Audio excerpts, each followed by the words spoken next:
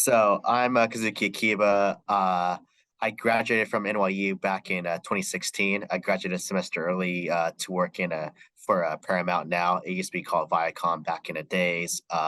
Been working in the media industry for over 6 years at this point, and I'm currently at Prime Video, working in their sports division, focused on finance, supporting the sports originals team. So we released a doc called Kelsey recently that's been doing really well for us.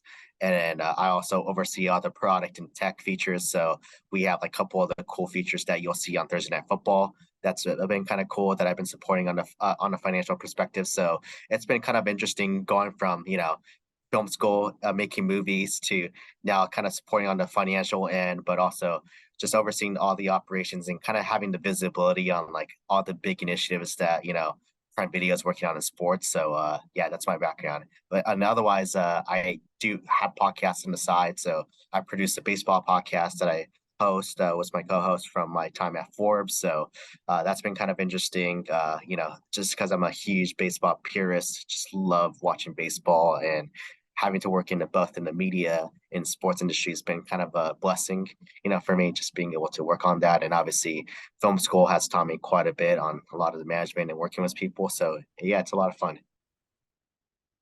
Wow, wow, that's awesome, man. Thank you so much for that. Right on. And just out of curiosity, before we dive into the film, about film, baseball, why is it such a passion of yours?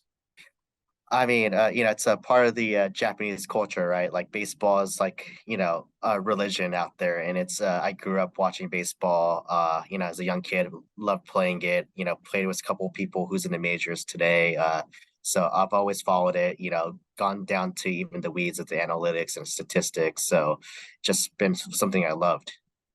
Wow, that's awesome. Who was your favorite team? Growing up, fortunately, watched the Yankees quite a bit as a kid because my family were a huge Hideki Matsui fan, and during the time when I was watching baseball was when he came to the Yankees, so I supported him. But all around, I've been watching every team. Like right now, if you ask me today, I'll probably say the Tampa Bay Rays, Seattle Mariners. I like more of the mid-market, small market teams. So That's so cool, brother. That's so cool. Right on, right on. Well, thanks for sharing a little bit about yourself and telling us a little bit about your passion with baseball, and also how that you have like, it's a passion project essentially where you do a podcast for baseball. yeah, 100%. Yeah. That's so cool. That's so cool. Right on, brother. So like, tell me, what made you decide to go to film school? Tell us a little bit about that process. So like I really loved the film, like, as a kid, and my dad used to work in a TV station and he talks about making movies, and I really got into just like filming everything. So any video project we had back in middle school, like got me really motivated to make something. And I think some of the biggest movies that I've seen, like my dad was a cinephile, so like watching like something like Ridley Scott's Blade Runner, I think was one of the biggest inspiration. And obviously the biggest thing I think back in '08 was like the big blockbusters that were really cool. So, I liked what, Nolan did was a Dark Knight. And I think that kind of motivated me to get going to movies. And even though I went to math and science, like high school, like I ended up still wanting to make movies. And I always made like movies like every year, shooting with a bunch of friends. And frankly, now it's embarrassing for me to watch. So I don't have it online anymore. But yeah, I think that's where it kind of started my passion. And I'm like, I want to be a film director. I just want to do it. Like, I think that's like everyone's dream whenever they go to film school. So, Yeah, no, right on, right on. So then there was kind of like a pivotal moment in what part of the high school when you decided like, okay, I'm going to start pursuing a career in educational opportunities in for film school. Like, what was that process like? What was that thinking process like? so I would say the freshman year of my high school, so in a math and science high school, there was like a cinema class that I took. For some Mhm. reason, there was cinema in high school. It was taught by the English lit teacher there, and Miss McVeigh. Still love her to this day. She's retired, but she showed like a lot of cool movies back in the days, like classics. Like I remember the German movie I saw, like I'm already forgetting the name of the German movie. It's about a guy who's like listening. He's like technically not a spy, but he's like an interrogator listening on the other side of the phone call. Mhm. I don't know.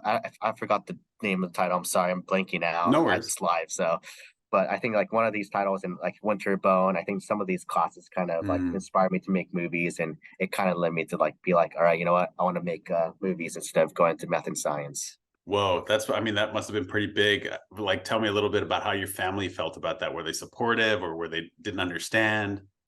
I mean, they were supportive whatever way they understood it, but I think obviously coming from an Asian family, you kind of want stability, in your life, and clearly filmmaking is not a way to be have a stable life, but it's really a passion. You have to be really motivated to kind of get into it. So there was some hesitation, obviously, going into it, but they supported whatever I can, and I think I was very much a guy who was like biased for action, so I would never stop and I would just do it. And they ended up just letting me just roll with it. And that's how I ended up like, just applying to film school after that. Love it, love it. So did you have like some kind of strategy in selecting the film schools? I mean, obviously, you kind of look into the top tier ones, right? Like USC, NYU, UCLA, and whatever you could kind of get into, even like Chapman and Emerson. The main part for strategy for me was, I think I realized was I took a summer class a year before my senior year at USC. Took a VFX course that was really into VFX at the time, and that was when a big YouTuber like Freddie W and like Corridor Digital was kind of blowing up on YouTube, and I think I wanted to try on the VFX road and was like using After Effects, Cinema 4D, Maya, and was going kind of deep into weeds. And I was like, hey, I need some guidance. Like, could I take a class, over the summer? And I ended up taking a class there, and I think that kind of pushed me on a window to understand, like, talk with all these other film majors, right, who was taking over the summer, like whether it's graduate student to like undergrad, and they kind of taught me the ropes of like what they look for, and then I decided to kind of make my application project right after that. Oh, right on, right on. Okay, so now you kind of went through the ropes there and you discovered, so you applied, it sounds like to me, the top ones, the top film Yeah, schools.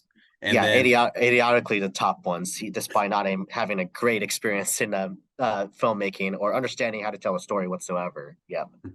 which is great because like, hey man, that's why you go to school. And so tell me about being accepted. How did that look? Did you get accepted to multiple schools or what did that look like?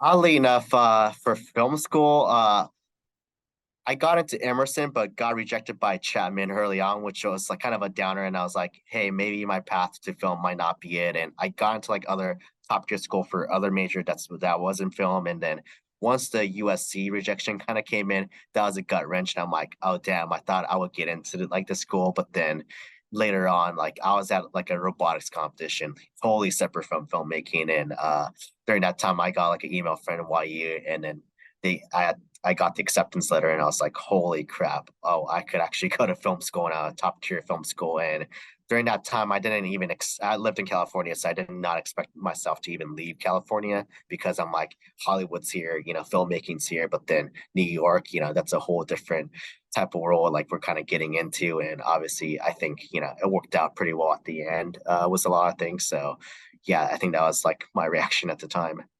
Right on. No, right on. Yeah, that NYU is great. And so that was Spike was out there, right? I mean, he was leading. Yeah, Um, Spike Lee, even Ang Lee, I think at one point, like, visited Alejandro Inarritu. He was like not really that big, but was kind of becoming bigger because I think Birdman was out like as soon as I was starting school. So that's cool. Yeah. Yeah, that guy's something else. So okay, so tell me a little bit. Now you got accepted, and now you're in Cali. So right now you're transitioning over to the East Coast. Totally different vibe out there. Going to NYU film school, top film school. Talk a little bit about that experience. What were you expecting when you started?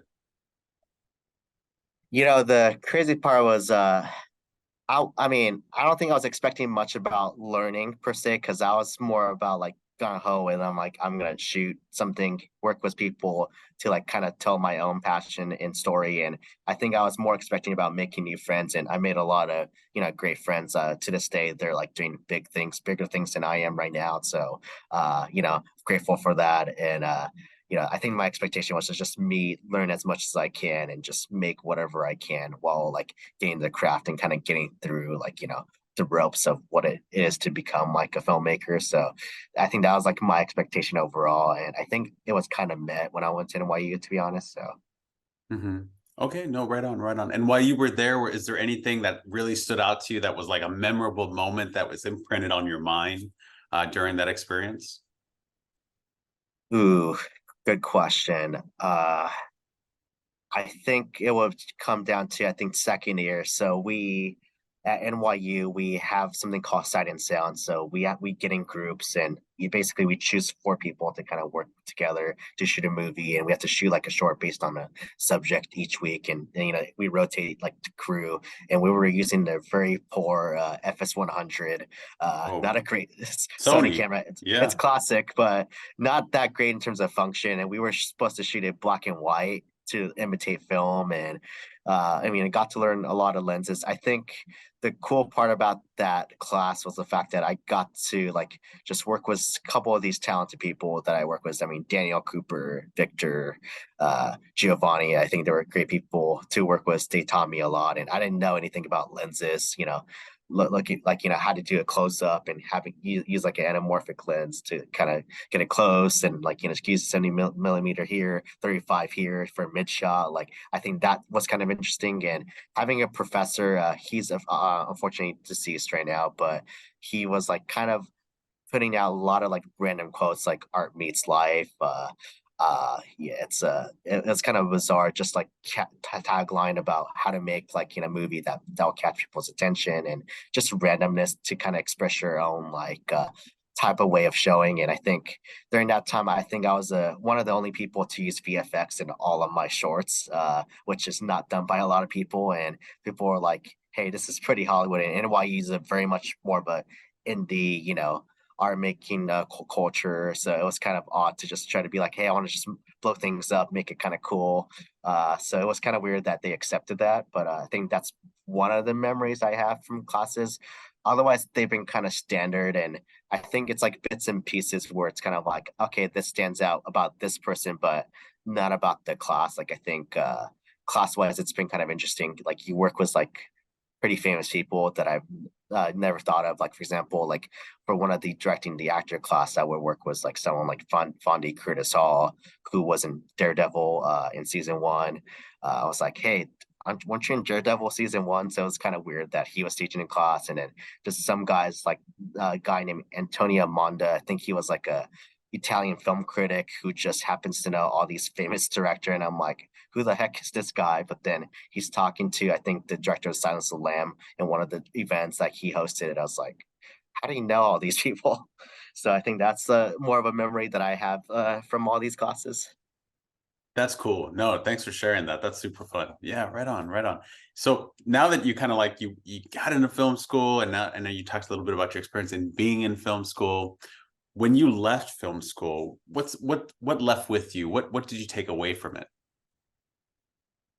Ooh, that's an interesting question, because I think in the middle of film school is like where my transition kind of happened, where like instead of so like at NYU there's a lot of sets, and I went on a lot of sets, taking on a lot of roles, and I think my mindset changed from directing to producing just because I was like better at execution and getting people together, getting stuff together. And I think during the midway point of college is where I realized the way like a film set work a producer works feels like it's running a business, Hmm. running a business. And but then the reward wasn't great as a producer depending on what you work on. So I was like, maybe I should like start taking more business classes, and that's where I kind of transitioned more, starting at Stern and Tisch, in a lot of those ways, and understanding more of the distribution side.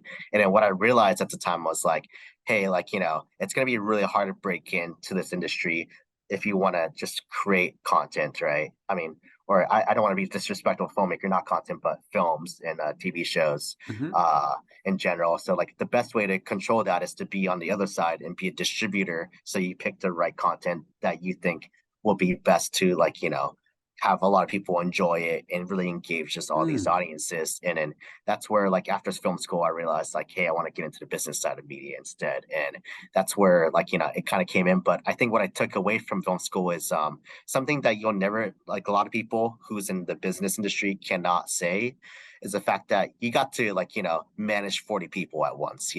No one will ever be able to ever say that you made a movie where you worked on a project where 40 people kind of galvanized, worked together towards one goal. to work on it. No ego. They just wanted to get stuff done, and you got to manage that. And I think that's something like you'll never, like most people will never be able to say that. And I think that's what I took away is like just being able to people manage, work together, kind of work together for a goal, kind of have a step by step like ways to like kind of execute what you need to do. So Yeah, that's powerful, man. Super powerful and super interesting how like I notice along the way you're constantly know what your goal is, but you're always pivoting. Like you mentioned, yeah, you took a VFX class, yeah, and then when you got into film school, you saw that you had that strength. And like going back to what you're saying about managing people, you brought that strength to your team. You're like, you didn't know about lenses, but I knew a lot about VFX. So I could yeah. really add value there. And then ultimately you got to a point where you recognize like, okay, it's going to be very difficult mathematically speaking. The numbers to be able to create films as a director is very, very small, but I could still be a big part of it if I'm at this part, which is the distribution, which is something that nobody ever thinks about until the very end, which they shouldn't. Yeah. And then that's kind of like where you started to see like your niche, and that's amazing. And yeah, I agree with you 110%. Shooting a film is like a business. Just it's starting it from the very beginning. It comes from a thought, the script, then all the way down through delivery. So and then you start all over again. Yeah, no, 100%. And I think when you're a student, it's like a beauty because you get to like redo that process over and over and try out new things. But once you get into real life, then what really comes in is the dirty part of business, which is like the financials and kind of getting how do you get seed funding for like all of these like film? How do you like get funding to get XYZ stuff done? All right, what's the money shot? What do we need to sacrifice to make this like product work? And then you think about how to distribute to the audience, and it kind of gets messy to a point like it just becomes slightly depressing, which is why I get why people leave the industry after school. Yeah, yeah, absolutely. It's definitely, and that's what we're here to talk about. So why don't you talk to us about you just got out of school and now just like all of us that come out, you feel so good and so powerful because in film school, like you said, you're making films and you just keep doing it and doing it. You're like, I got this. I'm feeling the groove. Then you come out and you recognize you don't have the support anymore and you got to go out and figure it out, find the funding. So what was your first job? What did that look like and how did you land it? So my first job was more in program management. It's like sales operation and management at Viacom, which is Paramount now. I landed because of my internship, and my intern supervisor left the first week I started, and I think I just saw a golden opportunity to just like work my butt off until like I know I could be the guy to like replace the job, and I that's how like I ended up getting the job, and I ended up like graduating a bit early from school just to have like a job kind of secured and lined up. So that's how I got there. And in terms of how I felt like without support, I mean, it was weird because like at first like you had all of these people kind of surrounded by you. You kind of had a community, but once you kind of get into the real world, like you work with like different people in different stages of life, and it's just so tough to adjust. And I think it took like a solid year and a lot of learnings to understand, you know, like when you're getting out of film school, you feel like the biggest, thing on earth, because you're doing so much, you're doing so many cool stuff. People hype up about every project that's been worked on, but you're kind of back to square one in real life. You're a nobody, like no one cares about you. Like, no one knows like what you are, what you do. So it's like kind of rebuilding that trust, rebuilding that brand of like what you could kind of do and offer and add value. I think it's something that I learned, throughout that first year. Right on, right on. And your internship was during you were at school or Yeah, after?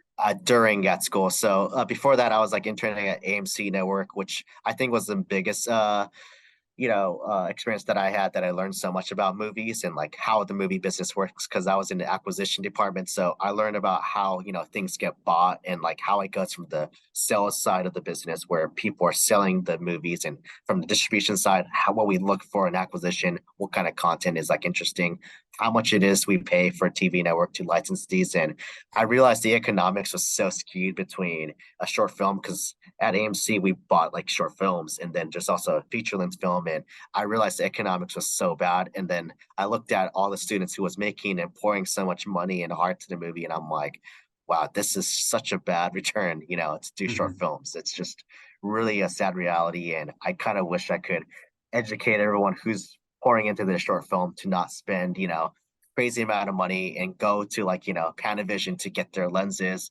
because it's probably not worth it, to get your like money's returned. Even if these networks, license your content, you're not getting your money back. It's gonna be so small because it's just such a short window of the scheduling and programming that no one's gonna really watch it. You're not gonna have enough eyeballs for it. So I think that's like a lot of the sad reality that I learned about it, which I think kind of transitioned me to that business side.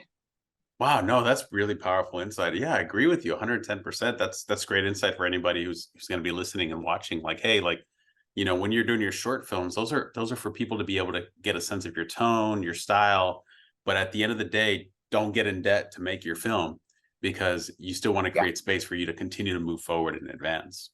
Yeah, 100%. And I feel like, there's a philosophy of shooting like, very smart, right? Like being cheap and being able to like utilize any resources you can, but don't overspend on like equipment just because you want to be professional looking. Because I think at the end of the day, good story, good sound, that's gonna always like beat everything, despite how visually beautiful it looks. Because I know a lot of people at my school spend like 40 grand for their thesis film, and I just recommend anyone who's shooting a thesis film to not spend that much, even through Kickstarter, like because most of your like crowdfunding is going to come from your family, and I just don't think it's going to be worth their time to spend on a short film. You should do that for your feature film and get that in the market, and I think that's a Mm. much bigger accomplishment, and you'll get a better return and better recognition by doing the feature.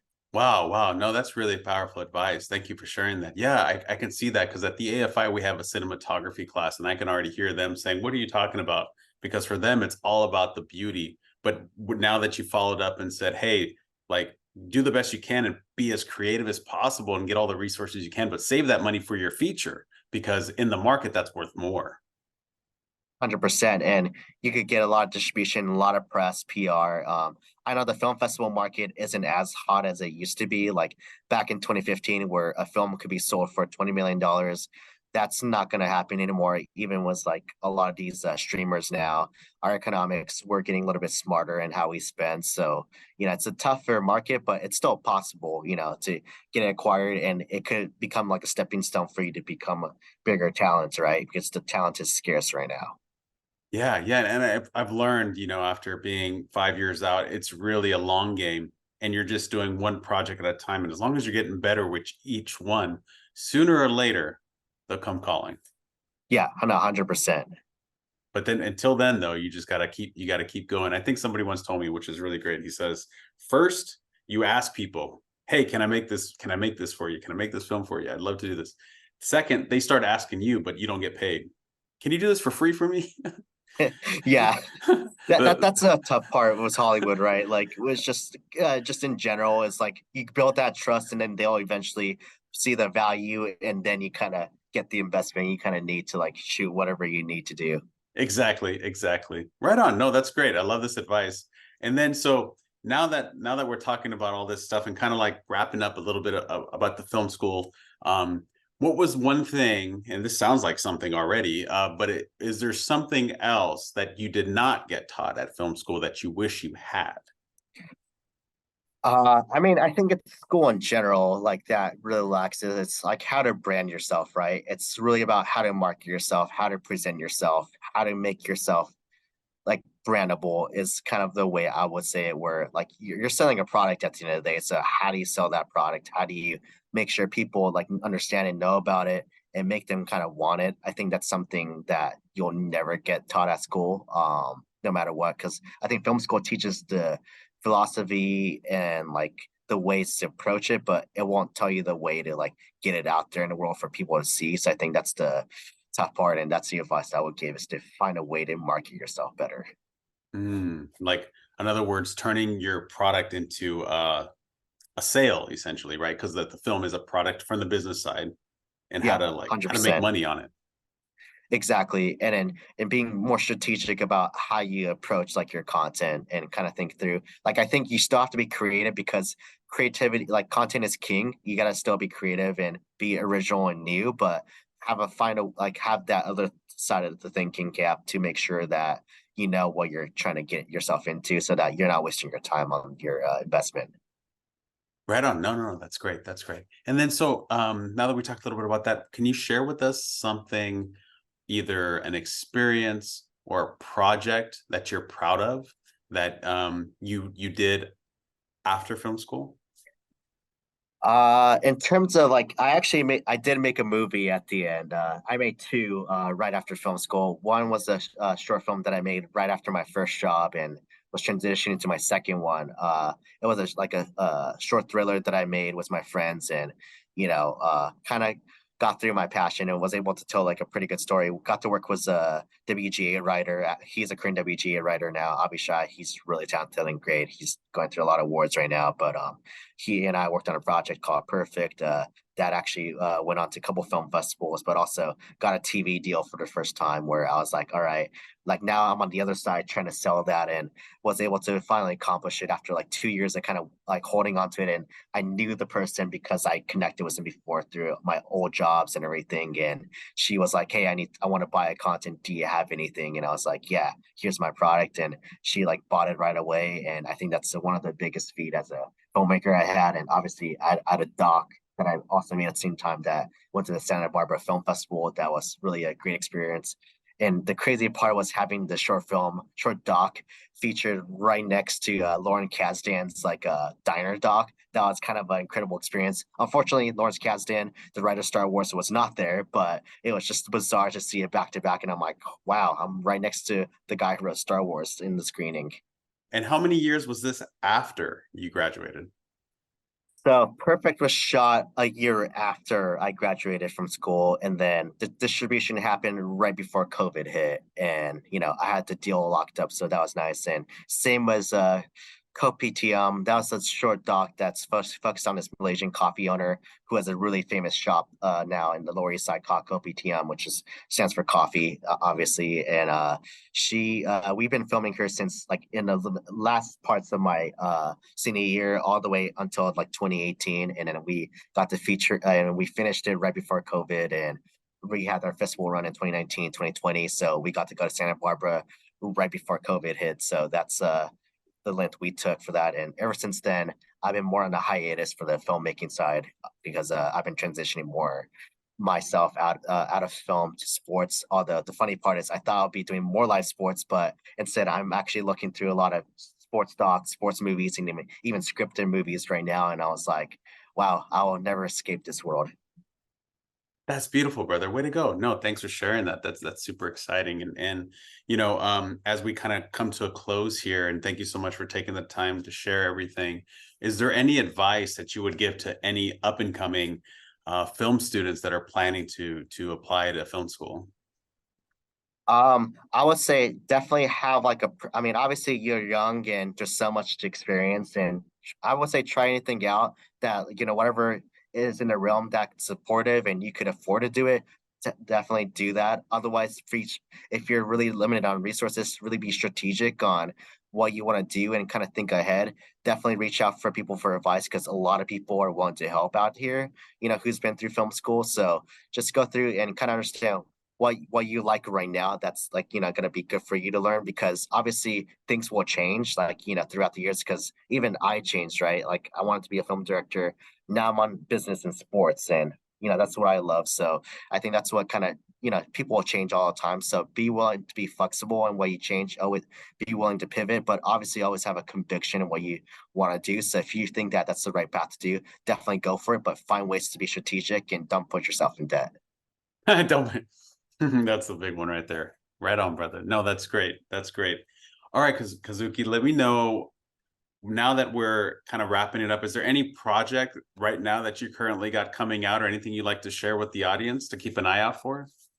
For me, the only plug I could give right now for my personal project will be my podcast, Sayonara Baseball. If you love baseball, we'll go into deep analysis on what's going on in baseball today. We've been talking about the playoffs recently. There should be a new episode coming out actually tomorrow about the wild card round. Otherwise, I guess a shameless plug for the business of supporting. If you have not seen the doc on Prime Video, watch Kelsey today. It's a beautiful doc about Jason Jason Kelsey, the center of Philadelphia Eagles. It's a charming story about his like potential retirement story and looking at his like outlook as he faces off his brother in the Super Bowl. So definitely check that out. And otherwise, Coach Prime season 2, December 7th. If you're interested in how Dion's doing in Colorado, best way to check that out on Prime Video. That's cool, man. Yeah, I've been seeing him everywhere I go. I always see him on television, man. Prime time. He's always knowing how to make it happen. Yep, for sure. That's cool. Okay, right on. And I'll definitely add the links in the show notes for all these projects. Thank you so much for taking the time. Is there anything else that you'd like to share that I didn't get the opportunity to ask? Um, I feel like you knocked a lot of stuff on out of the park, so I don't know what else I could personally add. It's been I would say film school has been a really a great experience for me to like kind of learn and just get to know a lot of these people. And a lot of these people today are doing big stuff. Like some people worked on the movie Bottoms, like literally directed and starred in it. So I think that's the crazy one I could talk about. A lot of people work in various big companies and networks. They've done bigger, greater things, and I think some people are on SNL too. So really blessed to be have met, worked with them, and really like connected with them at a certain point in time, even if we're not connected now. Yeah, for sure. Just to be a part of that energy, right? You're alumni essentially. Yeah. It's a family. Yeah, exactly. I mean, I haven't connected in a long time, but it's just a cool experience that you could go through. So I would say one advice to anyone out there is like really put yourself out there. You'll get to meet someone out there who's like gonna really change your life, inspire you. Like just really like put yourself out there and just like work hard for it. Really like don't take no for an answer and try to find ways to like get there. And you'll meet people and you'll be able to work with them. Cool, brother. Well, thank you so much, Kazuki, for taking the time to speak with us. We'll definitely be in touch and wishing Yeah. you well out there, brother. See you soon. Thank you so much, Rene. I'll see you around. Thanks. All right. Bye.